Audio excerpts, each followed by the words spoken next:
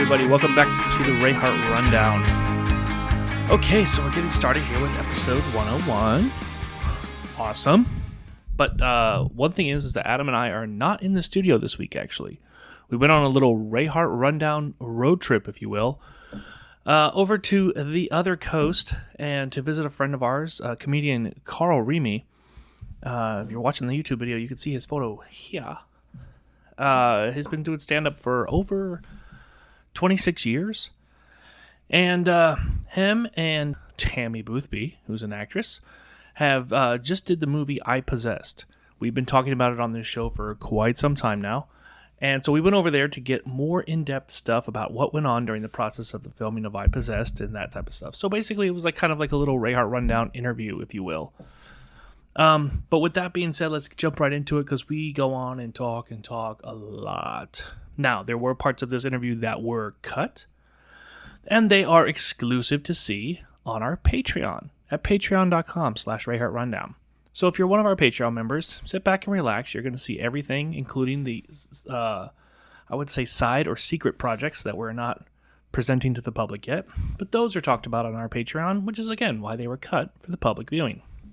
So if you're watching on YouTube, I'm sorry, you're going to have to join our Patreon if you want to see the full interview in its entirety. But let's get going. Let's check it out. Hey, everyone. We're here with our friend Carl Rimi and Tami Boothby, the stars from iPossessed. And like we've been talking about, like, I don't know what, every single episode. So we can actually prove that Carl is our friend. And we're not just reposting their Instagram stuff. Yeah. In fact, we're not even in the room together. We're just cutting in and out, a separate digital table. You're never going to see us both in the same shot. It's going to be good. I love when movies do that, by the way. Like, you can clearly tell they're not in the same room. Oh, yeah. It's just got singles on each ones. Like, you're in the park now. You're still in the room. They're just looking at that guy with a cue card. Yeah. Now, let's talk about, of course, right out the gate, let's talk about iPossessed. And how long do you think from the very, very beginning, let's say, like, when you first sat down to say, okay, I'm going to write this film, to, well, I know it's still in post-production, but, I mean, you can probably estimate how long that will take, right? Yeah, well, I mean, this script is probably, I don't know, maybe like 15 years old. Like Maurice Billington wrote the bones of the script. He had the original story. And about, I don't know. It was right around this time, 3 years ago, when we were in the Keys, that we decided to go with this. Yeah, but I had rewritten it. I'd taken it from him 9 or 7 years ago and asked if I could rewrite it. And then he said yes. And then I rewrote it. And then nothing ever came about it. I kind of, stuck it in the corner. And then when we were together, 4 years ago, we're in the car driving. In the Keys, We're like, hey, remember that one house horror shoot? Because we were going to come into a little bit of money at that moment. So we were like, well, we thought it was going to be a lot more. Can we say, or can we say what it was? No, you don't even want to say. If there's anything we need to cut out, trust me, we can do it. So we had somebody. Yeah, so we had somebody call me. Yeah. We had somebody call me the night before. We were in the Keys, and he goes, I haven't heard from this guy for like years. And then he goes, it's like 11 o'clock at night. Yeah. And we had just talked about, we got to shoot something, like I have all these scripts. I'm trying, and I actually took her to pitch the movie Gated script to a couple of people to see if they wanted to invest. Now, Gated is a bigger script. It's about Is it creepy like iPossessed? Yeah, or it's dark. Well, it's dark, but it's a comedian. It's a comedy, dark comedy. Dark comedy, yeah. And iPossessed was a kind of a comedy at that point, so they were kind of similar. And but this was, the one house thing. So we're like, we could probably do that and pay and do it on our own dime. In the dumb mindset, going, oh yeah, it's one house. Well, it's not going to cost us anything, $7. From going to the investors, they basically said, yeah, we want to see what you've done. They want a safe bet. They want to make sure that what have you done? Which so understandably, especially now, we get it.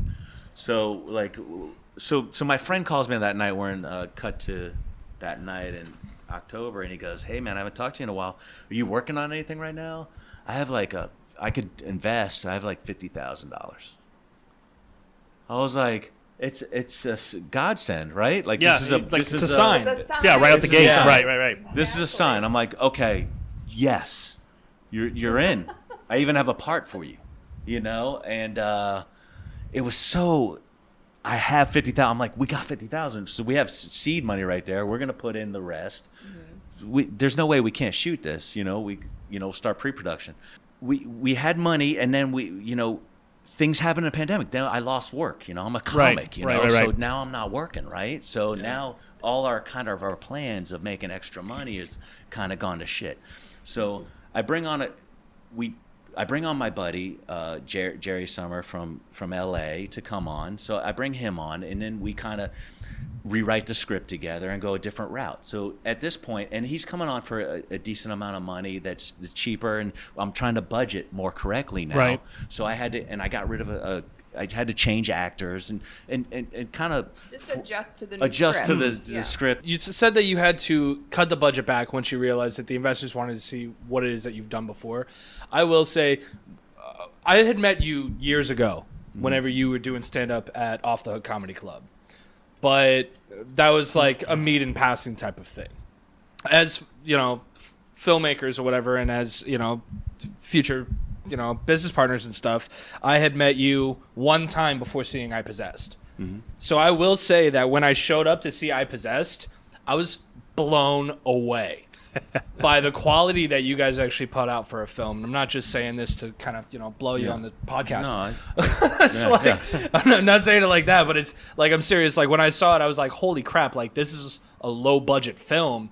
It honestly looks like it was done by a studio. So I just wanted to say, like, you guys did phenomenal job for it being a low budget film. Thanks. And now it looks holy even crap. better and sounds even better. Yeah. So you saw it still in the test screening phase. Yeah, when because the night that you and I had met all three of us had met actually at the Off the Hook, when you showed me that trailer, it was probably literally the next day. I sent him the link. I'm like, oh, look at this. Yeah. Check this out. This was local. This was this was not. My immediate thought when I saw the trailer, I was like, oh, a few $1 million budget. That's literally my No, thought. we're getting that a lot, and it should be. It should look like that. We shot on cinematic cameras. We shot with great lenses. Like I gave my guys everything they needed. I was like to my DP, I'm like, what do you need? I go, what's going to make this look the most cinematic? These are the professional guys. These are the guys that should know what they're doing. So we got all the lights we need. I'm like, it doesn't matter. What do you need? And he made a list. I got him the stuff. Yeah, we pulled up in not a truck, but like a box truck. Yeah. Cargo van. No, it's just like the thing you pull horses with. Was it? Like a stable, like a trailer, like a little trailer. But it was like so unprofessional. Like we pulled up with a trailer. They have trucks there, but the guy Bob Baker, who in Tampa, who's got first unit. He was a godsend. Saved me so much money on. Yeah, I was gonna say gear. we didn't cut corners. However, Carl's a master at saving money, and that's the thing. It's really, like instead of getting the deals. truck, it was just cheaper to go pick the gear up. Carl's a master at saving money. Well, saving money, but also like if. Finding It's not even just saving money. And I wasn't trying to say like skimp on, but we saved money. But on crew or whatever. I wasn't trying to I was trying to get as much crew as I could. I know exactly. I think I know where you're going with this. Is that people are, as soon as they see movie as well, as soon as somebody thinks that they're involved with the movie, they think that there's all sorts of money and that there's basically an endless wallet. Yeah. So they're gonna try to get as much money of that money out of that wallet as they can. They don't think about budget. Oh, we had definitely a little, like some people didn't even know we were funding it ourselves. Just handing us receipt. Like literally the first day it was like we were getting a receipt for food budget. We got a food budget receipt and we're like, this was half. So it's like, can we? Whose birthday party am I paying for right now? We were getting. Some of the cast and crew, I guess, took advantage of the situation, but maybe without knowing or realizing that we weren't a studio-backed budget. I don't know, or the lack of respect of how hard it is, and the fact that we're paying for it. Like Right. if I had thought somebody was paying for this, that I'd be a little more courteous to how I spent stuff. Right. Maybe I'd get my own shoes for the movie. Like, hey, maybe like, hey man, maybe I could save you a little on this if I just did this, or I got ahead of the game and ordered this pre-ordered, or it's just little things that probably could have helped out. But it was like, no, here's the receipt. Yeah. And Okay. and that hurt, and which is fine. So we focus a lot on the stresses because making a movie is, I mean, let's face it, how stressed were you during the... Very stressful. Well, yeah, for Tammy and I, well, we have all the risk. We have all the skin in the game. Plus, Right. we're still putting in more money, and we were running out of money as we were going. man. So it's kind of like, and plus We were crying behind closed but there's doors, so like, many how are other we gonna do levels this? of this thing of stress, is because like we lost our main actor 3 days before because of COVID. He didn't die, but like we had But to he couldn't work replace him. anymore. Had to Right. recast, We had to yeah. recast him. We had to move one of the actors over. We had to And move we had another rehearsed actor with over. him for months, and we love Yeah. him. It was hard. And the guy who stepped in did an excellent job. But that's a stress. And then I had to move. And he was going to be our acting AD for the whole shoot. I'm the one doing all the shoot Everything schedules fell on while our we're shoulders. Right. in the Yeah. middle. Like nobody had, like even our opening scene was like, I had I had to structure everybody. Like this guy's going to come in. We're shooting these 24 days. This guy's going to come in here. I need to keep him here for 3 more days. But I like the Creole man. I wanted to shoot in almost in as much order as we could to maintain the actors and their level of, because it was a very emotional role for everybody involved. So I wanted to keep their intensity up. So starting from the beginning, less intense, and then moving into the film. So I tried to keep it as much as I could, shooting the script in order as I possibly could. But then there was times I couldn't, and then it rained one night. So then everything got screwed up. Like I wanted to shoot the opening scene on day 4, but the actress I got for that said, then you're going to have to pay me for a hotel room for the next 4 nights. I'm like, what? And I can't afford that. Yeah. So literally I'm trying to switch days juggling. while in between the acting. Like go, okay, well I got this guy on the phone. Let me take care of that. and then try to keep your head in the game and for then the keep movie. my head in this really serious role. Right. And that was a lot of times when I was doing it. I was up at like midnight trying to do it, and then trying to get out because Javi was doing the shoot schedule at home, which I'm trying to relay the shoot schedule to somebody who's not there to talk about what we're going to do the next way. And everything's evolving from midnight. So what I send him from midnight is not going to be the same at 6 a.m. So he's sending out, which is no fault of his. He just got the information of what he got from me, sending out maybe the wrong time the next day or whatever. So And there's then a room for we're getting- hiccup. And then we're getting feedback from maybe 1 or 2 people going, you got the times wrong. It's like, look, can you work with us a little bit? Like we're in the same house. Like, can you know what time we're shooting tomorrow? Can you just ask me or call me in the morning? Like just because it doesn't say it on the right. Like, we're Hey, all maybe here. meet me for breakfast. Yeah. Here. It's like I know in a perfect world, professionally, you're gonna get that call sheet. It's gonna be this and that. But it's like, look, I'm wearing 7 hats right now. Yeah. Right. And I think some people took that for granted as but I didn't. And Tammy didn't. We played a lot of multiple hats, and I was happy to do it. Because And we're that's shooting what a I was movie. going to say, is that it's like we've talked about the stresses of making a movie, but how much fun was it? Well, I the mean, thing is, We could have had more fun. There's plenty of room for fun. You work so hard at a job and you're exhausted. You work Right. so hard at something that you're passionate about, and it's invigorating. Yeah. You know what I mean? Yeah, But exactly. would you do it all over again? Of course, we are going to do it. That's Exactly. why we're here. Right. You know, that's why Absolutely. we're doing this. Because like I've seen some of your posts as well, Tammy, of you guys dancing in the house while the cameras are off. You know what I mean? And it's like, and it was a repost of yours saying, "I love dancing with this woman" and stuff. And you guys are having a great time. And that was probably behind one of the scenes. only nights that we got to do that. It literally was. There was one point where he was like, "Forget it, take all the hats off, leave me alone for 5 minutes." It's funny because we're in the next room to the living room. We're in the main room, and there was a few times on set where we're like, money's hitting us, stress. Oh man. Just things are coming in. Like I'm trying to figure out things with the builders. Like there's certain things like he can't do that day, and like I don't know how I'm gonna get this thing done. Then we're gonna run out of money soon. We're stressed about wrecking the house. Wrecking the house. Any damage, You know, right, it's right, like, right, oh my right. goodness. You know, just all these Blood things. everywhere. And we're like upset. She's crying some nights, some mornings, but we just hear laughter in the next room, like just not knowing what's really going on. Like Right. nobody really knew what kind of stress we were dealing with. We never showed it on set never can. we would have never. Here's the reality check. We had no business making No a movie. business. We should not have done this.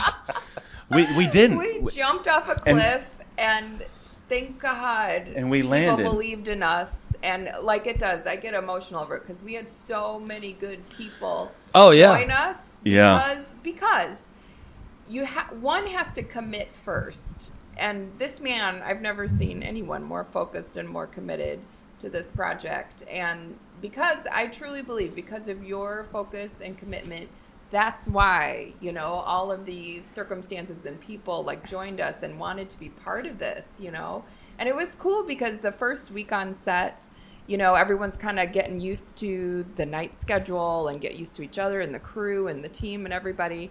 And it was cool because as time went by, they were like, whoa, this is going to be really good. And it was because they kept saying, we see how much you and Carl have put into this, and it makes us all want to step up. And I truly believe we have the project that we have because everyone did more than expected. Yeah. Like everyone And did. you're right. That is they wanted to because they believed in it. Yeah. right, and that is a godsend to have that because Adam and I have been on projects. I'm not naming those projects, but Adam and I have been on projects where the opposite has happened. Yeah. Where everybody walks mutiny in with on a set, super yeah. amount of enthusiasm, Yeah. and then it trails off and becomes Then they're like, "Oh, we gotta go." Yeah. Bitter Yeah, we got to be anger. out of here. Yeah. Or we show up late. yeah. Or show up. Yeah, and that's why I've worked on so many other projects before this. That's why we were like, we got to shoot our own, Right. instead of complaining when we're on somebody else's set. So and we had our struggles, but every Everyone set came has a through. struggle, But nobody quit, nobody walked off. I mean, if there were people unhappy, I didn't see it. We Right. didn't show that we were stressed out. We tried to keep that as much. I lost my cool maybe 2 or 3 times. But it was just the stress of buildup. It wasn't towards anybody in particular. I tried to keep the peace. Well, when you're doing You're 7 so jobs, passionate. it's- So Yeah, passionate. you're And so a lot of the passionate. stuff that I snapped on was my own, that I should have been more mentally into this character. Like one instance was our fogger broke. Which we needed for every Which scene. we needed for every scene, Every to keep scene. the hazer, to keep up continuity. Okay. And so we're Okay. doing one of the last scenes, and a very emotional scene for me. Then we'd have a 2-day break, and then we're coming back from that 2-day break, and then we're doing that scene. Well, everybody goes home or whatever they're doing for the break, and nobody tells me that the fogger had broke the night before, which Like, I we had could 2 have been- days. we could have been working on it. We could have been working on it. So I get back, and then and I learn of this probably a half hour before we even start shooting, which I didn't even learn during the day. And so I was upset, and I'm like thinking about this fogger machine, which it could hold up the whole production. we could lose a whole like, night, yeah. and then this is the emotional scene. This is And it's a basically Sunday, so it's like, how are we gonna find something on so a Sunday Luis, night, our sound guy's know? like, call the DJ places around. I'm Yeah. like, that's a great idea. So we started doing that, and then I started doing it, and then it was kind of like, well, Carl, you got to do this scene. Could you not do this? So we gave it to Eli, so he called around, and then the DJ guy knew me from stand-up. Isn't that cool? And was like, hey, I got a fogger. You can have it for the rest of the shoot or whatever. Just Nice. take Came in. it. I didn't even Yeah. see the guy there. Benjamin Rose. We'll give him a nice shout out in the movie. But just came in, dropped it off, and I didn't even see him. He didn't, that night. And this is where I averted, wish but I would have had my It mindset didn't back. have to be an emergency. It didn't have to be an emergency. It could have been, taken care of, if we got ahead of it. But I couldn't let it go in my mind doing the scene. So it took me a way longer time to try and do this character, having that emotional stress. Right. And now it's like perform. So there's a lot of those moments. Tammy had a lot of hard moments acting.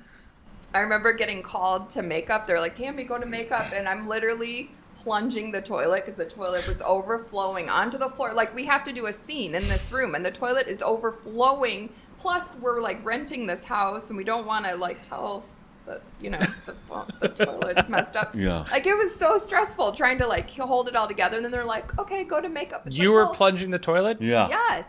Your production assistant was eating donuts? Yeah. So everyone was Yeah. maxed. I mean, Yeah, everyone everybody was maxed. So, I mean, it's not like Yeah, and people were sitting around. It's just I was set design too, so I'm like Yeah. literally Oh, okay. moving furniture because we're living in the house that we're shooting in. Right. So like our bedroom where we're staying is the room that was shot in so many times. So I'm having to move furniture and take stuff and hide it and move Yeah. this, move that, and now the toilet's overflowing and Anyway, it was just like crazy. So. and she's getting asked to do laundry on set. Right. Hey, can People you are do this handing for me? their laundry. I'm like, We're in the same scene together. Like- I'm going to that same scene right now. I have to do my laundry too. Yeah. Like, wait. Yeah, it was an interesting journey, but yeah, we do it again. We'll do it again. Yeah. But that's the one thing that if I could take it back, I would have crewed up maybe a little more. More people, more hands on and I deck. wanted to, Yeah. but I was new to the game, and I asked my crew. I said, "Get me some crew." And We learned a lot. There's so I learned much a we lot, learned. and Yeah. and I met a lot more And people this now. was I have a lot more. literally our film school. It our was film university. It was our film school, and I put it a lot I put it a ton of stuff in the hands of some of these guys, and they went over and beyond. Yeah. Like my gaffer Yeah. lit the whole film, man. Like he's called the him a reason why ninja. it looks good on the lighting looks great is him. A one-man crew. He had an assistant with him, but he was the guy, and I didn't even see him for the whole movie. Like half. I remember going outside the farmhouse and just one night taking a step back and going, I can't believe we're shooting a movie. I had Having that I moment. was going to ask you actually about that moment. Right. Is that Yeah. how long into the film did you have that moment where you're like, holy shit, we're fucking doing it? every day. I didn't want to lose that. I didn't want to lose the fact that I'm shooting a movie. I knew it because I've already shot so many other movies that I know that weren't even taken seriously by the filmmakers, but I always took it in my mind seriously. And it wasn't even the production of it. We're on a farmhouse. We have a crew. We have cameras. We have a great script. So I didn't want to take this moment for granted ever. Like the first day, I was like, man, I took a step back and was like, I can't believe, every day I thought about, I may never get to do this again. Do you know what I'm saying? Yeah. Like this may be the one. This may be my and one. I didn't shot. want to leave set. We had a Yeah. couple days off. People were like, we're going home. We have to go home. I'm like, I'm not going home. I'm staying Like, does here. everyone want to work instead of Yeah, having a day I off? asked. I tried to take a poll and see if we could do like a work, and some people were like, "No, we gotta go. We gotta go home. We gotta." I'm like, when are you gonna always be able to do this? feature film. Yeah, like let's take an extra. Let's Granted- shoot. granted, it was tax time, so I think people Yeah. were doing their taxes that way. But it was like I didn't take it for granted. I didn't want to take it for granted. Yeah, it was stressful a lot of times, but I always took the time to take a step back and go, man, we're doing it every day, even on the pickup shots. Every day we're shooting a movie. When am I going to get to do this again? I knew I wasn't going to do it this year. It's been over a year since I've been on set, you know. Right. But I didn't take it for granted. Never in my mind once. That's what it was for Adam and I. Just when we were sitting there when doing our first project actually together, that one that we did was like we had a lot of those moments of like I can't believe like we're we're shutting down roads in the middle of a city for this shot. Yeah. I can't believe that we've, for the film, we've confiscated an entire courthouse and have free run of a courthouse. Like, Right. there's so many, there We was have so many actual police officers like speeding set, yeah. through these closed roads on set, through the city. Right. Like, And we're shooting through the night. I'm like, she was worried I wasn't gonna be able to stay up. Like I was shooting. I was an early to bed kind of Yeah, guy. Yeah, totally. I wish. Me too. Not at all. Dude, shooting through the I night. go to bed when y'all wake up. The 6 a.m.s. The 6 a.m.s were the best. Like we have a murder scene at 6 a.m. I'm like, oh, this is so cool. We're trying to hurry, daylight's coming. You know, it's like, gonna break the we're scene. trying Yeah. like those moments were so cool, man. And just. You can hear like the roosters starting to crow, and Yeah. in the background we're like, oh, we're done. And it's like, we get to do it again tomorrow. We get to be in a scene and play make believe. Okay. And this is why I'm super excited that the fact that the next project that we're doing, I'm not going to say much about it, but it's a comedy. Yeah. Which is Oh what my I God. absolutely love because Yeah, me that's going to be too. so much fun. I mean, think of the Yeah. outtakes Yeah. in and of Yeah. itself. I Yeah. mean, that where the whole crew just ends up busting out laughing. Yeah. Yeah, because and that's the clearly thing that with shot's this being film used, that I you know, kind of it's- missed because my character was so dark that I wasn't as jokey as I would normally be in real life on the set. And plus I was so super stressed, and now I know I can minimize the stress level, especially with this next thing we're Right. going to do, because it's controllable and it's not a big film right yet. I have to say, so Carl's character in Ipossessed, he played someone with PTSD from the military, and so much response and feedback on that, how well you nailed that. But it really took you like 3 weeks after we stopped filming to like break back into Carl Rimi, the comedian, Yeah. and get your funny Do you- back. And I was a little worried about you. I honestly was. I'm like, is he going to be okay? Because you were so in, and again, so Yeah. committed. Committed. And it shows. And again, the No. feedback is Thank you. Yeah, and that's the thing. We've had actual feedback from Army Rangers that come up to me and was like, "Thank you." Do you feel like that? No, you said you've done a few projects aside from iPossessed, but do you feel like, with Tami saying that, do you feel like iPossessed may have conformed you to being a method actor? Oh, I'm not method at all. Like I Like don't. where you're in it and you're in it. I was in it, but I wasn't like waking up. I'm Tad. Yeah. I was think like, you were I a was, little bit. I was working Like you're out. like- I was joking around, but I wasn't as jovial. And So you're as, darker. Subdued. Yeah, very subdued. But it wasn't method where I had to be that guy, That's what I was- that's what I was wondering. Because that would have been crazy too, trying to be method and producing. Oh, yeah. Like this crazy dude trying to, hey, can you be here on Sunday? You better be here on Sunday. All right, relax. What do you mean the fog machine's broken? Yeah, exactly. Everybody go would to the be hardware dead. store. Everybody would have been dead if I was method. Coming back from that, what happened to his crew? They're all dead. They're gone. Yeah. Are you with me or Yeah. against me? He's so method. Yeah, he's so method. But yeah, no, it wasn't. I'm not a method actor, and I don't. I'm just. And the people that are, like, God bless you, but I don't get it. Like you can study it and train and it's just know your character. Just know. I mean, I wrote the character, so like I knew it the best anybody was going to know this character. Right. You know, Because it came from your head, so why not? Of course. So it wasn't that I had to really go crazy and get into some mode that. What about for your acting chops in this one? Yeah, well, this is our first time doing it. I know that's why I'm turning the camera here to say your experience being the first time, essentially, again, first time for both of you, but first time on set, but first time acting. To be Period. perfectly honest, Yes. I thought I was going to ruin the film.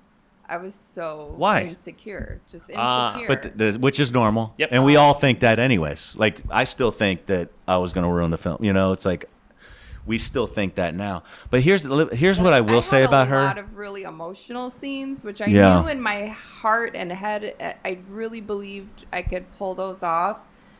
But I just, I'm still like really insecure. No, you did a really great job. Even like some of the mannerisms that you had whenever Buckley was saying, how do you like your eggs, whatever, and you were like, alone. Yeah. Oh, that's my You know what I favorite mean? part. Like, it was like the way you pulled that off. Even was I like think that's my perfect. favorite moment. I'm like, you're not as flirty with me like that.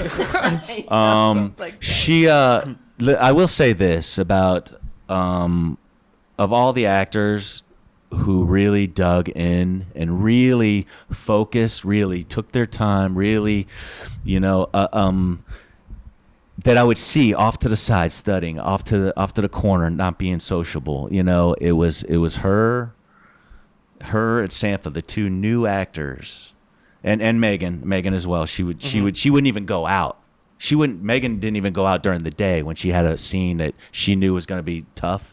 So she had to stay away from everybody, which I commended her for that. I was like, that's taking your role very seriously. Yeah. And then she did that. She would be in the car. She'd be away from people. She would try and get in her own mindset. She studied very hard before she even did the role every day.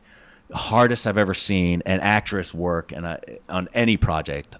And Santha as well, playing Lieutenant. Right. He was off to the side, not talking to anybody. And that was his first acting. His first gig as well. acting too. I had something that I guess I knew it could happen, but it was just tougher for me to roll with. Was almost every one of my emotional scenes changed, like in the moment.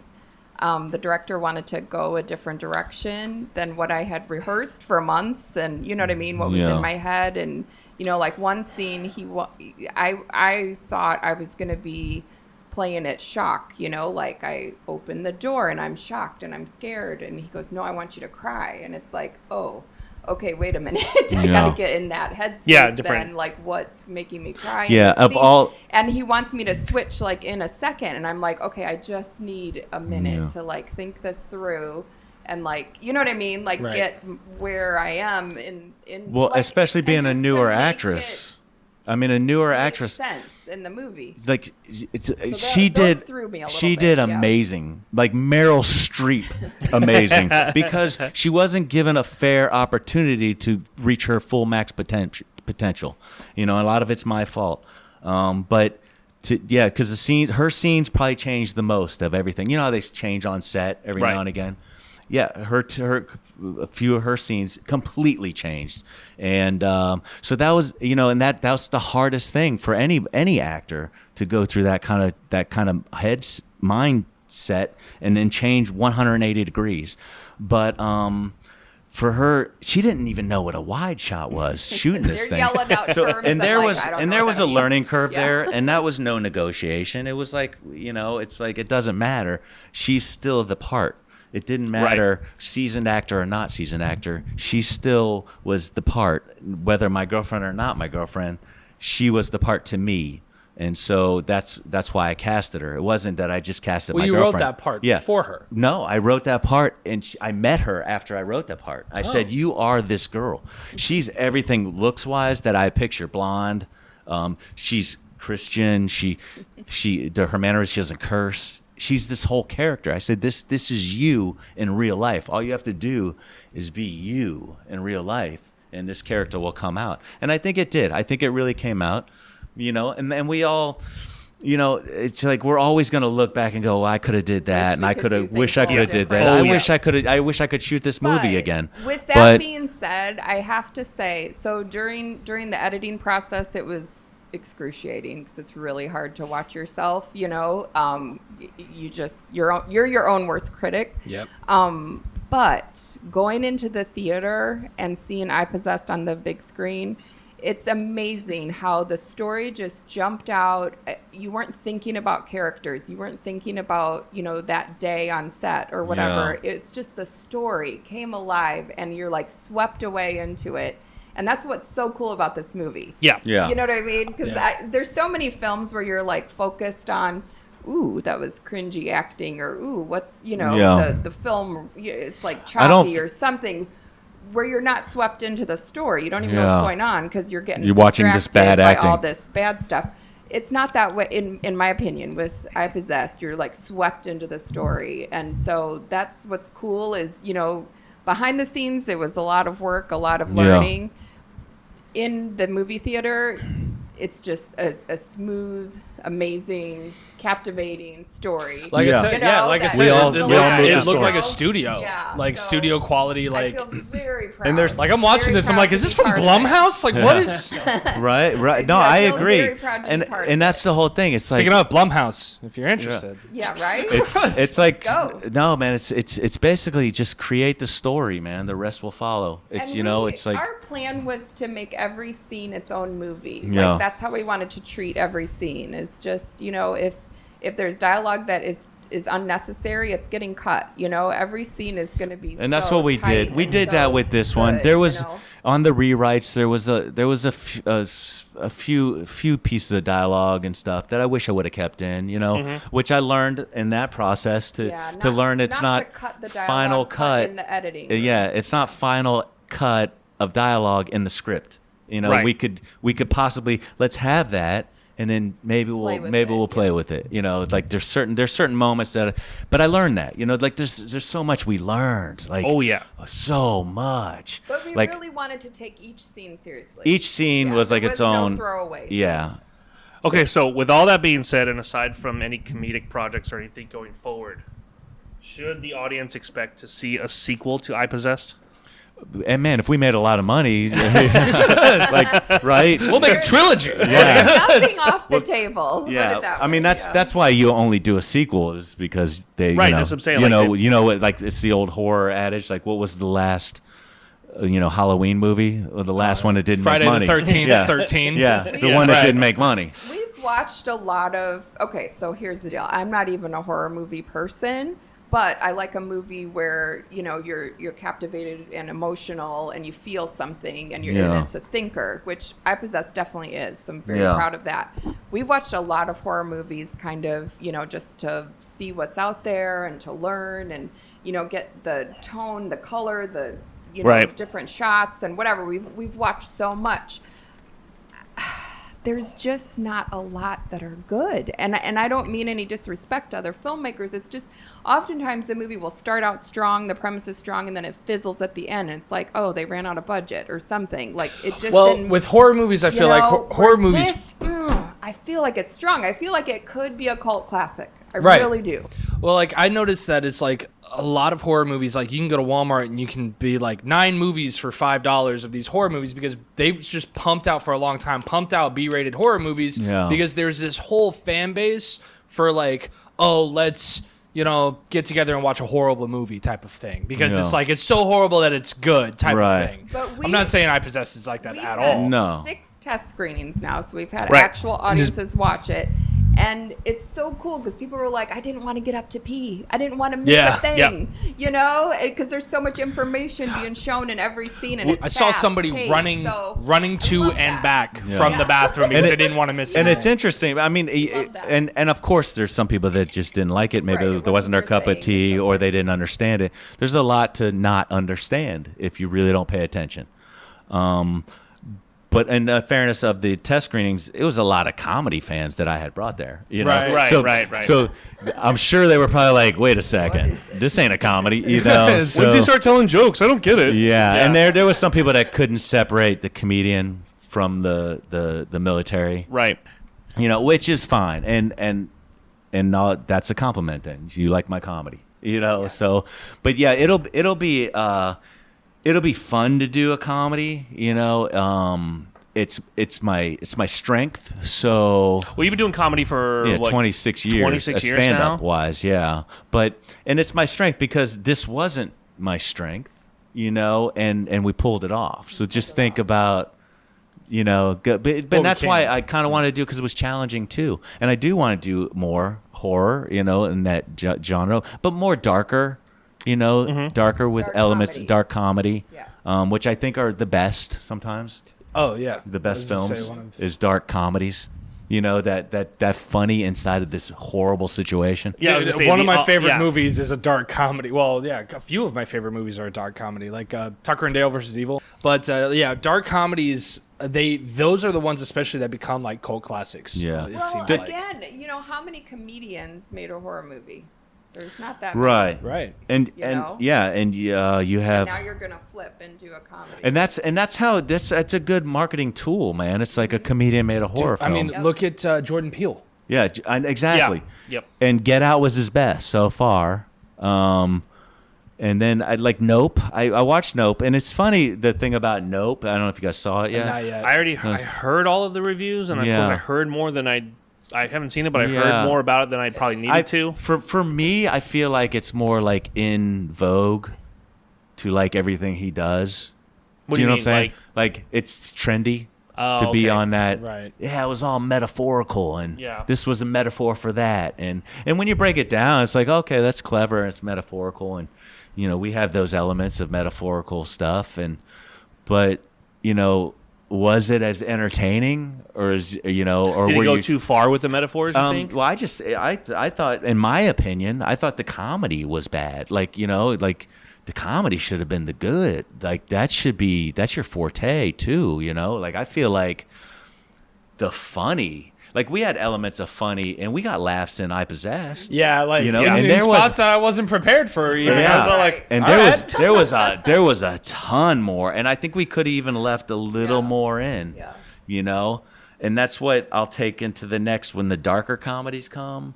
It's horror, but you're gonna It's laugh, gonna be twisty. man. You're gonna be like, why am I laughing at this? And I think I can evolve and evolve into that. From this, It's a seeing little, that. like a little bit more. It all boils down to people only remember 10% of what you say, but they'll never forget how you make them feel. Yeah. So whatever that feel journey is, laughing, crying, being scared, fear, whatever, all of those and things. and a lot with comedy is not what's totally on that paper. It's Right. it's the who do you have in mind It's to the- deliver that line? How are they going Right. to deliver it? Read between the You know, lines, yeah. Yeah, so that's a tricky thing to do with it because people say the hardest thing to do is comedy. And It's the delivery. It's. I was gonna say, I Go ahead. You've talked about it on the show before. like so. Talk right now. He's my the guy comedy, to ask. My comedy is just it kind of just I just naturally just be me, like you were saying to tell her whenever she was on set. I just do me, and Yeah. I just say whatever. I'm all like, oh hey, that was funny, and then that kind of turns into some of the bits. that's how I write characters. People I know. Oh, that's right how that's how I wrote Creole Man. I worked with Jack, and hardest worker on the set I was on. The probably the one person that really stood out to me, or two. There was a couple people, and I did this proof of concept for Ghost Killers, and I was like, this guy's a hard worker. He's a good dude, and I want to put him in my next movie, or or whatever I'm doing. And I wrote the character around him. I had him, and I wrote the character around Tina Pfeiffer. I wrote that character. I'm like, I have this character. I got to put her in. So that kind of molds your story, knowing these characters you already want to have. It just getting to know people's personalities. I think moving forward is how I'm going to cast from Right. now on, Right on. and really get to know them, and even with crew, even with everybody, to really vet more. I think I learned that. Did you use a casting director? No, No? I no, it was us. We had I didn't know if you were One of the 7 hats, Bob. Got it. Keep Sorry, Yeah. my bad. Well, we had this girl Lauren. She put out a thing for on Actors Access for the part of Zoe, and it all I should have. No, we needed that. Yeah. We did. It We worked. had to- We needed to. Yeah, it worked to find her. The process, it took a roundabout way to get to her, but everything worked, the way it should have, and it's, people like can say, oh, you got lucky, but we put ourselves in a position to get some of this luck. Because I think with everything, with every movie, with everything, you have to have something go your way. You have to have some luck or a lot of luck to get it. You know how many movies probably I have... think, too, though, that one of our greatest lessons is to learn how to trust ourselves. Yes, that's That was huge. Yeah, learning to trust myself. What do you mean by that? Like as far I as didn't trusting have the navigating- confidence going into this as I should have had. Oftentimes we gave our power away because someone else had worked in LA or been on other films or whatever. So we went with what they said rather than what. Because somebody's resume was bigger. Correct. Yeah. Or not believing in myself, and not, having enough. It's insecure, being insecure, Right. especially it's my first thing, Yeah. And then plus I got so much writing on it, like, holy shit, it's got to be good.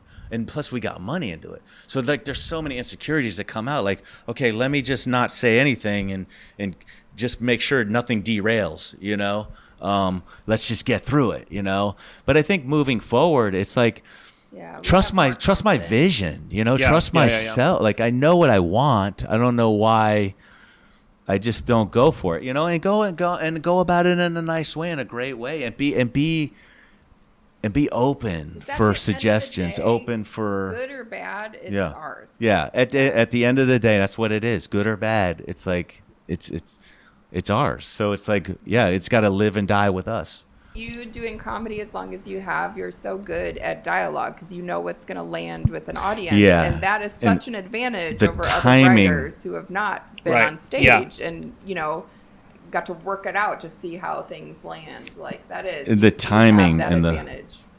Yeah. And you're an excellent dialogue writer. And when you can visualize it too, when you're seeing how it's playing out in your head. And that's what iPossessed gave me too, is like when I'm writing a scene now, it's like, okay, how am I going to shoot that? Like, how am I going to transition out of that? Like, what, what's the next step? Yeah. Right. Like, going back to look at my writing now, going, I can make that transition way better now, or plan for the next couple transitions, It's like, it gave us such a great tool now in my writing just by shooting this film, and then even being in the editing process and seeing how learned so much. Man. So when do you think, again, going back to the initial question, is when do you estimate or think that the audience will be able to see iPossessed? Or what's your hopeful date? Let me say that, because you can never say for sure I get, well, but what's your hopeful date for iPossessed? Right now it's up in the air. Like, we're still finishing it, right? You're still in post. We're still special effects. Which Zach Judson is my lifesaver. Okay, so shout out to Zach. Yeah, he's done Marvel. Right. He's worked on Iron Man, Avengers, and he's Gone Girl, and it's like, like, especially all of the Batman. big special effects Yeah. movies like 2012 and Day After Tomorrow. Like, his resume is really great, and the fact he how humble he was.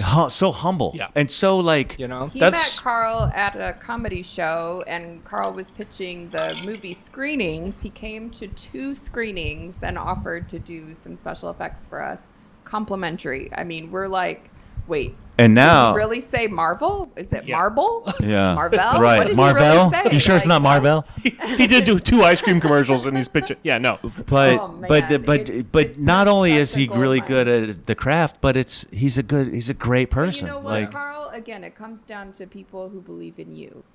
believe in the film too. Like, Believe to in want to you have your first name on this and the film film, yeah. is very, is humbling, and to save our butts now to get these shots that I really needed is a godsend. I'm so proud of you for putting yourself out there. Well, that's over what we and need, over, and, never getting paid what No. you're worth, and But you got to have that Losing sweat money equity in the process. Oh Yeah. yeah. Of course. But it's not about the money, and we want the money to make more.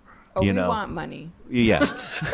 No, we want He was money. like, I'll take the check. She sent to P.O. Box number. No, we're not doing this for free. And that's the reson why we switched it mainly to horror, was the business We are aspect living of on it. love. Yeah. Yeah. We sacrificed a lot. We're in one car situation. Yeah, you sold your car to get a gaffer, right? Yeah, pretty much. Pretty much. That's not a lie. He was worth it, though. I'll tell you that much. That's Right. We want money not to live on a yacht or anything. I just want but fuck you money. To do more. That's what I really want. All right, now you're going to have to explain that, though. I just want fuck you money. where I can be like, you know, Okay, what? but fuck you money is live on a yacht. So please explain. No, we don't want a yacht. We No, I just wanna want do what fuck we you wanna money. do. I tell her all the time, we just need fuck you money. You know, like, I just want to like not have to like. Dude, I have so many ex-wives. I give them money. They tell me fuck you Yeah. all the time. That's fuck you money. That's what I'm saying. You have to explain what you mean. Yeah. You clearly don't want a bunch of exes Yeah. you give money to. So go ahead and elaborate on fuck you money. Well, Just being able to do what we want to do. yeah, being able to do, just, you know, any problems come about, it's like, okay, you're replaced. Right. You know, we can make one phone call. Oh man, You there's know. a problem on set. Throw some fucking money at it. Or maybe, Yeah, or maybe yeah. you don't call a week and, you know, making all the demands right before you know we can't replace you. You know what I'm saying? Like when you're about to shoot a week in advance and then all of a sudden these personalities come out. It's like, wait a second. This can't be replaced right now. Right. We're too deep. Right. Yeah. You stop. That's fuck you money. That's like, okay, well, see you later. You know, that's stuff that Spielberg gets, or Right. you know, just these high directors gets to do. Well, Back to the Future, we can replace an actor after 2 weeks of shooting. Oh, yeah. that's that was the wild. biggest fuck you money you Right. could have. Yeah. Did you know that? Who are we Eric, talking about? Eric Eric Stoltz? Schultz was the original Stoltz. Marty McFly. You didn't know that? How do you not know? How do you not know this? Oh, we found something Adam doesn't know. No way. And Yeah. then they I have that switched poster gears. hanging up in my living They room. shot, Eric Schultz? They shot. No. Yeah, right. He was in the movie, right? They Yeah. wanted Michael. They wanted Michael J. Fox, but They he wanted Michael J. Fox, but he was already obligated. He was doing Family Ties. he couldn't do. Yeah. I think I remember vaguely hearing something about this. That's like the So biggest then thing. they started They with They Eric shot 2 Stoltz. weeks with Eric Stoltz. No shit. There's Yeah. 2 weeks. I didn't of know they footage. actually shot. Oh yeah, Dude, I have photos at home. I'll show you. I think I remember us talking about this on the podcast, but I didn't know that they actually And shot for he- 2 weeks. And Yeah. Eric interpreted the film as more dark, not Yeah. comedy. Yeah. In Really? fact, the And part it where wasn't working because the- he was being stubborn about it. the part where in the first Back to the Future where he hits Biff, you know, he's like, Yeah. "What's that?" And he hits him. That's actually He's Eric in Schultz. the movie. You His can see him hand. if you pause it. That's his. No, I yeah. think you can see him, his back of his head. Maybe, but he's the one that ends up punching. Eric But Stoltz. Michael J. Fox never filmed a swing. They used the original footage. Really? Yeah. Yeah, that actually came out like a couple years ago. I mean, you feel bad for Eric because Totally. he was all in. He was the star, and then it's like, oop, nope, not anymore. Yeah, I can't You even know? imagine what Like, that. Wow. Like I do feel for him, but come Especially on, for a Michael movie J. that Fox, made that like, caliber. Yeah. Yeah. made that film. So he was actually double dutying, you know, doing Family Ties and then going to set, like barely sleeping, just No, poor guy, like Yeah, to get that making call. it I all mean, happen. unless he was like a huge ass on set, but I didn't hear any stories like that. Well, it just sounded Yeah. like he wasn't very coachable. Although there are some stories that I just recently heard of some people just being douchebags on set. I'm like, I like that guy. Yeah. You know, it's like, damn. It always comes back around, though. I mean, like they hide. A lot of these studios will hide the complications or anything wild on set until after the film releases. Yeah. Then, You know, they'll it's- go, well, because if the film bombs, they'll be like, this is why. Yeah. Blame. It's funny though, because like before I was ever in this game, I always thought, how can these like supposedly on the Notebook? Notebook, Notebook. yes. That's So not the amnesia. Parkinson's? no Parkinson's or whatever. So like on the 51st Notebook, Yeah, yeah, that's what I supposedly was they gonna didn't say. like each other. The Oh, two. yeah, they didn't. And I was like, how can that be? They have such Yeah, good that's chemistry. amazing. How can the two how could they This is not Notebook like each for me. other? It kind of is. Yeah. though. How can they not like each other? They're leads in this film, and it's only after being on set going, I can see how you don't like. You know what I'm saying? The romantic. Like, interest. Well, that's Yeah, I that's can- why Amber Heard lost Aquaman too. Yeah, I can see like Yeah. personalities, Yikes, you know, yeah. conflict. Like it's like like I could never Right. see that and be like, well, you got to work with them. Like you're doing a movie. How could you be upset at this person? But personalities, man, it's like we don't all have the same work ethic. We don't have the same personality. We don't all share the same vision. Right. So it's like, and one actor might not be. Because when you deliver a line as an actor, sometimes they'll go for the reverse, and then that person has to deliver their line to you to feed you your Right. line. A lot of time, there's a good amount of times where that actor isn't going that hard when it's on you. So not giving you much Right. to work with. Not delivering like they would in the movie. Right. But when it's on them, here's, Meryl Streep. But when it's not on them, it's like, You really like okay, Meryl Streep. good luck. Huh? Well, she's the only one I could think of. Right. Like, who else could I say that wouldn't be as biased? Like everybody's like, Meryl Streep, that's the best actor in the world. I'm just using her as a reference of the best actor. Watch later on from this podcast, we'll find out she's the most complicated on set. Yeah. I don't know. I haven't never heard that. Not yet. I know, right? I've always heard she was really nice. But that's what I'm saying. It's like okay, I can see how personality wise, okay, and especially shooting our own film, it's like, wow, you got to vet. You got to really get to know these personalities before I do another one. Right. You know? So that kind of also leads to where you see a lot of how Adam Sandler did it, where Adam Sandler did, let me grab my buddy, let me grab my friend, because I can work with these guys. And then you'll see somebody come into one of Adam Sandler's films. He'll come into one of Adam Sandler's films and then never be seen again. Yeah. And you go, and being in the business and being in the situation that you were in, you can kind of look at that and go, oh, I know where the problem was. Yeah. Without even having to say anything too about the actor or who it was. Or listening to the two sides of the stories. Like, why doesn't that person like that person? And then okay, that person already has other people saying that person's hard to work with. So that person's probably in the right. That person's probably a little easier to work with than that person that has all these others. And looking at films that have, and when you start thinking about that type of stuff, when you think about the different personalities that clash on set behind the lens, behind what the audience doesn't see, I can only imagine that a movie like the Avengers, the last Avengers movie, where they had the cast from every single film. Can you imagine the inflated egos and problems and issues? Everybody wants to be the man. Right. The camera time. And this is one of the, and I thought it was a genius idea. I thought it was a genius idea by the directors, that pair of brothers. I can't think of their names off the top of my head. Coen brothers. Coen brothers. I thought it was genius that they said. I almost said the Farley brothers. I was like, nope, that's Dumb and Dumber. Way no. I thought it was genius that they said no cell phones on set. That's good. They were like, we don't care. We don't want cell phones. We don't want outside influences. We don't want pictures. We don't want videos. Yeah. Nothing. So A, there was no leaks, and B, there was no. Everybody was forced to interact with each other instead of doing. Well, here's the thing, and that's great too, and I understand, but I don't want to make those movies with Bruce Willis. He's doing. Let me explain what I mean by that. Did I get to Carl? Let me get to him. Let me. Oh, you really? We've had words about Bruce Willis. Adam actually had a run-in with him. So no, oh, you did. Oh, I can't wait to hear that.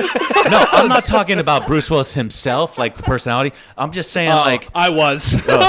No, I'm talking about okay. So we know he's obviously not working now, but he had this problem, and you can see with the movies, they're shooting them out in a day. They're giving them very minimal dialogue. So we gotta work around this situation and make this movie.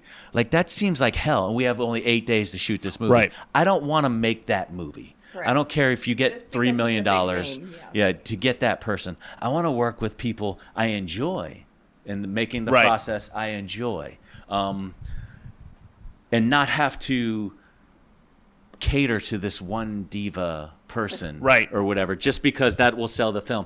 And I get it, but it's not what I want to do.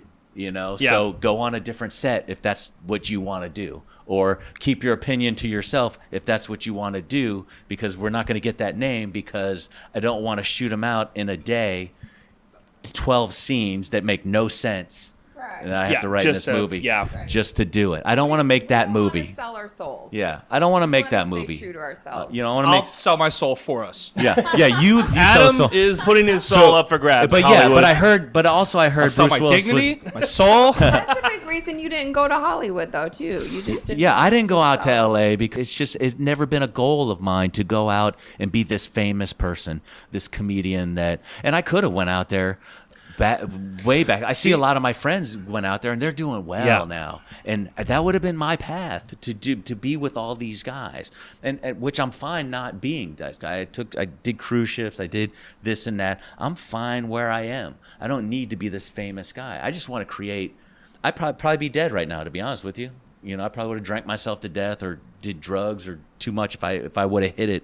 If you would have went out to LA, you mean? Yeah. You think you would have gone to the hard side of LA? Oh, probably. Probably. I would have got way more famous than, you know, I have a lot of comics that say to me now, if you went out to Hollywood in 3 months, that people would know who you were. Oh, yeah. You know, style wise. And which is very flattering, and maybe it's true, maybe it's not, who knows, but I want to do it here. I want to create and do our own thing and do it on my terms and not have to try and sell out, you know, or I'm this big guy that went out to LA to sell my soul. Right. You know, I don't want to do it.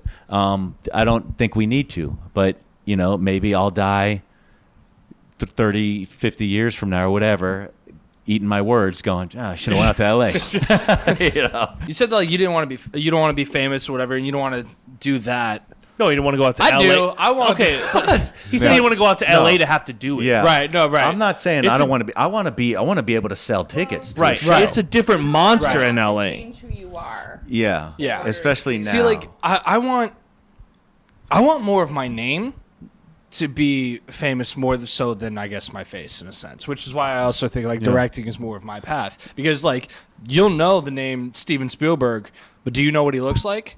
I mean, you yes, probably do, yeah. but majority of people we don't, all do. You know what I mean? So, but Adam wants his name out there, not his face. Amish Yet he doesn't have a might Twitter not account. know what he looks like, but yeah. And that's the kind of fame I'm looking for is to be able to use my name for good. Yeah, exactly. And he wants to be able to flex and I on would do the Instagram. same thing. Yeah, I for just charity. yeah. For charity. I just want likes. Listen, just listen. just wants to flex on Instagram for the want children. I just want the likes and subscribes. Okay. I just want more than 7 people looking at my story. Listen out there. So, question about your comedy. In which case, what was in your opinion, of course, your best show that you think that you just went out there and you just fucking murdered? Like, what was every your night, favorite? bro. That was the way more I knew it. Right. I fucking knew that was So, what's coming. your favorite venue to He's play like, at? to perform? Well, no, it's not. You know, you can't even narrow comedy down to how many thousands of shows I've played. You know, you can't Right, narrow. 26-year span. True, Yeah. but you can narrow down to where What's your most memorable, I guess? or where was your one of your favorite? Because you can call this out as one of your favorite places to play. Well, I mean, I couldn't even tell you that. I couldn't tell you. Oh, favorite places to play. Or you know what I mean, like the favorite Well, I mean, places like, to go. There's a lot of comics that even in LA that have like, oh, well, if you're gonna be in here, this is the best place, or if you're gonna go here, this is one of the good places. You know, but every place is different. Like, you know, there's like I have 4 main rooms that I do the improvs down here and off the hook, Naples, but they're all different types of crowds, you know, all different I can't say one's better than the other, you know. Do you have to adjust your comedy for the crowd? Yeah, sometimes you have to dumb it down a little bit. For Naples? No, actually no. Naples is a great crowd. Yeah, Naples is hard too. Like, it can be hard. Like, Miami's probably the hardest demographic because everybody's it's all about them, the crowd. Very you know? fast It's moving. weird. Miami people They're talk all the through etiquette, sets. the They don't care etiquette. who's on Yeah, stage. it's a horrible etiquette. But and it also depends on who the headliner is, like who the draw is, and what their type of crowd is. You know, like T.J. Miller draws a different crowd than Cedric the Entertainer. You know, it's like it just depends on that. There's just so many variables that go into different sets, especially if I'm not headlining. So my headlining sets are people who don't know who I am. So basically every set I do, which is that I have to get the audience. I have to impress them. Like, Eddie Griffin's crowd loved you. They went. Yeah, Eddie Griffin's crowd was great, and it was at the theater in Sunrise, That was so and it was cool. like probably a couple thousand people in there.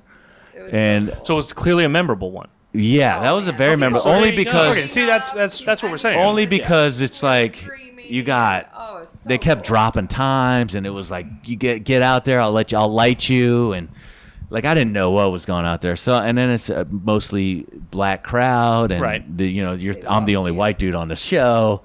So I was like, it's balls out. Let's go. And it was like I addressed the elephant right in the room. So I dressed the white elephant in the room. What is so cool about your comedy, though, is you always take the stance of, I don't care. You know, you Yeah. do care, but then you let it go. And just Well, once that's you're the on thing. You stage, you're can't like, care. I don't care. You care before. You care. There's that energy that you care before. But once you get out there, you have to have that mindset of like, it doesn't matter now. Like Well, it doesn't.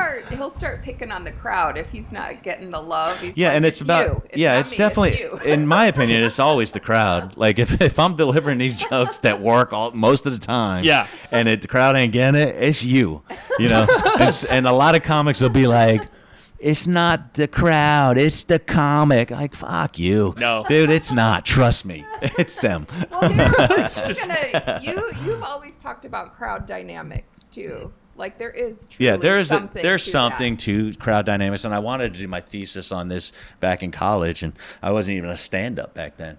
But I thought that would be a good thesis to do, because you could have 500 people in one audience, like when I was doing the cruise ships, and just feel like you crush that show. Next crowd, just dead silence. The same Through 500 people. and yeah, it's later. There's variables. It's later in the night, or the More alcohol's been served. yeah, or anything, one person laughs, that creates laughter. Maybe that one person's having a bad day, so that vibe's already in the negative. It's spreading throughout. There's so many probably billions of variables that could happen with just 3 people in an audience. I have a question because I did bring this up. I don't know if it was the last episode or the episode before, and I even said when we sit down with Carl, I was going to ask him. We I know, should there's have a wrote list. I all of should that have down. we should no, but my question was, do you think, and this is my own hypothesis when it comes to a crowd and the laughter, do you think that the opener, okay, the first person to go up, whoever that is, has the hardest job as the comedian because the crowd hasn't started laughing yet? Oh, 100%. Do you think like is that it has to true? set Am the I tone. 100%. true to believe that? Every comic should Yeah. tell you that. It's 100% to go up to the cold crowd right. to start it up. Yeah, that's the hardest job in show business. The middle act, feature act, is the easiest. You're up there 15, 20 minutes. You should be warm by the time the host gets, like even when sometimes we'll do 2-man shows, so you're doing both duties. So it's like I'm 7 minutes in going, I'm finally getting them, Yeah. I'm finally, or whereas if I would have went in 7 minutes later and started this up when they're already warm, it's like, damn, I would have got those laughs early, because some people are, they're just getting settled in. They're ordering drinks. Right. Talking to whoever they're They sitting with. already have a preconceived notion is, what do we care about the first guy or second guy? We're here to see the headliner. Mm-hmm. So they don't want to see you. It's that point where you grab them and they go, oh, maybe I do want to hear this first guy, Right. That's when you got something. You're starting to, and not a lot of openers have that, And also the opener's job, which I was a horrible opener, is to get the crowd to be Like, one whose crowd. Like, birthday? hey, everybody, you Anniversary. gotta play host. You got, hey, Right. hey, sir, is that your lovely wife? Is her birthday today? You got to do that Mickey Mouse bullshit. So hopefully then, in the next year, people will be able to see iPossessed. Yeah. Listen, we're sitting on this movie. We are okay. So we're doing some more post production, and then Right. we're actually, and I'm just putting it out there. We're believing we're gonna find a wonderful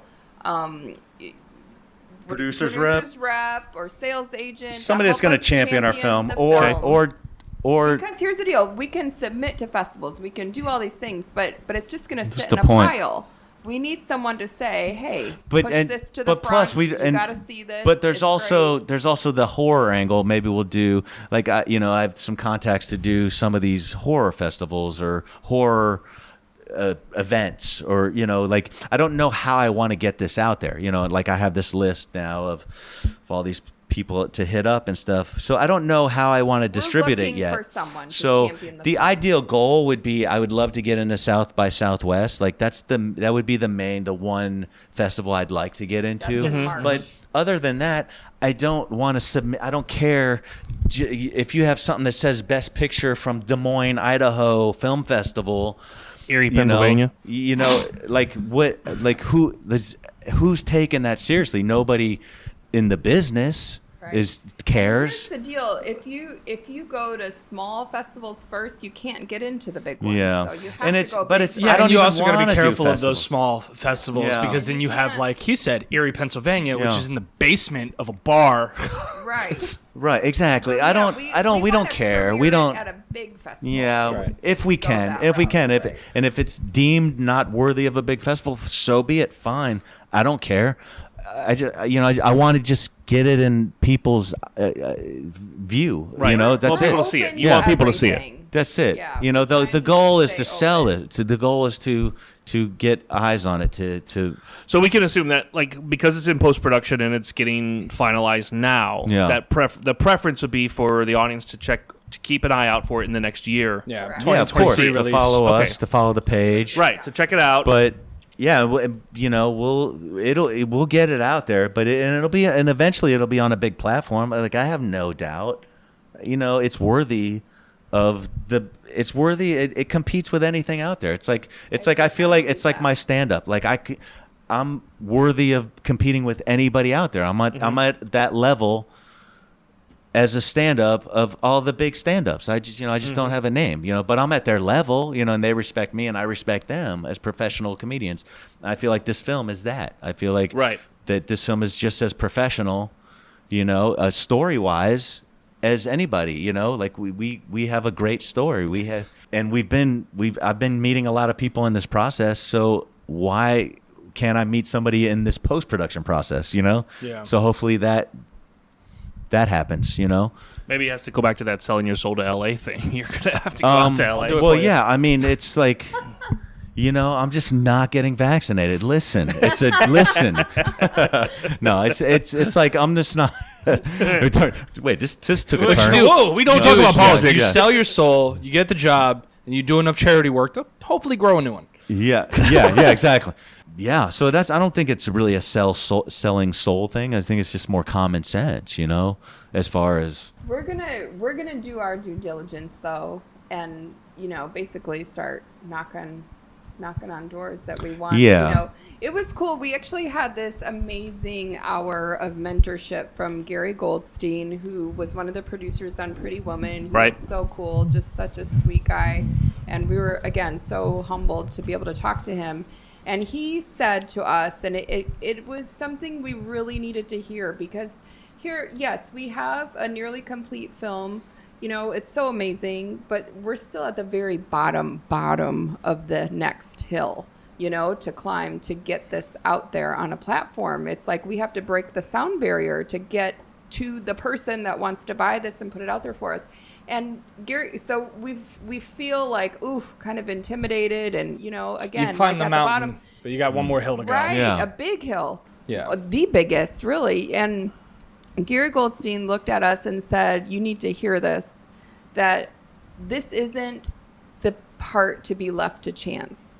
And No. we have every right to sit at anyone's table that we want to. It's just up to us to find the person that we want to champion this film. So do your homework. This was his homework to us. Do your homework. Go find the movies that resonated with you. Find the people who represented them, and get your screener to them. Find the person that you want to champion this film and get in front of them. And it just like it made us feel so empowered. Yeah. That we were deserving to make this go how we want to go. But it's You know what still, I mean? it's This still, isn't left to chance. Yeah, we have a can good, create our own we have a path. good film, Yeah. but that's not enough.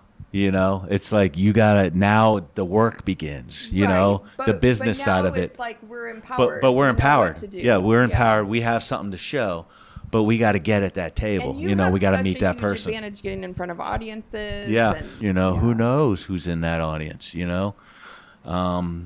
It's just like who knows who's in any audience. Right. This is the perfect connector. You know, I found you guys doing stand-up. I found her doing stand-up. I found, you know.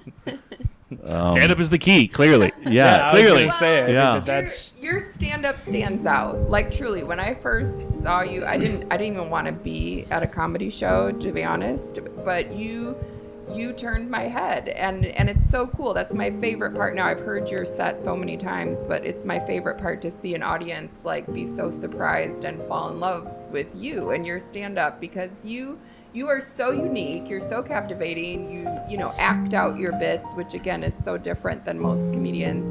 And I just remember seeing you for the first time, and I could not understand why you weren't bigger, you know, more well known. And I think that's what it is the people who know you know that if you don't get out there, it's this massive potential wasted. You know, you're such an amazing talent, and you deserve it. You deserve to have the recognition that you've never had. You deserve to have the platform, all of that. It's just, we got to make it happen, you know? And there's so many people who believe in you, and it's cool. Christ, I gotta get a woman that blows me up. Right? Like, Yeah, Jesus. I like that. You've done the work. You've changed your life, Okay. you know? Are you finished reading that whole script? Well, it's true, though, You missed you a know? word. You said she could ad lib. Spectacular. Jesus. Well, no, he feels the same about me, too. He wouldn't have thrown Okay, this well, movie. with that being said, though, we will wrap all of this up. We've been chatting you guys up for an hour, I think an hour and a half now. Oh, wow, on okay, this yeah. already. So let's wrap all It's this. too So much. We got a lot more to talk you've about. got you've got iPossessed.com, right? Well, whatever we're gonna do. Yeah. You tell Yeah. us, Bob. Yeah. I'm telling the audience, they have iPossessed.com. Bob's Yeah. helping us. And you'll be able to actually get iPossessed. Yeah, we'll the start a iPossessed YouTube merch channel. shirts, like what you can see Tami wearing here. You can be able to get iPossessed merch shirts. If you can get them online soon, you'll be able to get them anytime you go see Carl at Yeah. either Off the Hook or West Palm Improv. Improv? Yeah, we'll be at Off the Hook this week, but that'll be after this. Yeah, Is if this there comes out. is there CarlRimi.com? Yeah, CarlRimi.com and Okay. CarlRimi.net, which I got to update all my stuff. Okay, so yeah, but it'll show like yeah, your, and there's your no, show I dates. don't even have a schedule on there. I don't have anything really on there. I got a couple clips. All right, so yeah, we'll get so your Work schedule to do put on that. into CarlRimi.com. so basically, check it out. Just I'll call you and let you know where if I'll he be. cares, he texts. Yeah. Yeah. So So just why does leave, your stand-up comedy have to be like Batman? Just that's literally what the improvs do. They send me a signal. There's like I'm a like, I'm working this week. Okay, thank you all for listening. Thank you all for Cool. watching. Peacock's up. And there you go. So that was awesome. That was a fun, great time. We can't wait to meet up with those guys again. And hopefully Carl will be come back on our show and do more funny bits and things like that so we can do more comedy. And once they're done with, I know there's a lot of work still going into iPossessed. So best of luck to them. We can't wait to see it in its entirety, in its completion form of iPossessed. I can't wait. It's going to be amazing. But thank you all for listening. Thank you all for watching. Peacock's up, everybody. And we'll see you next week.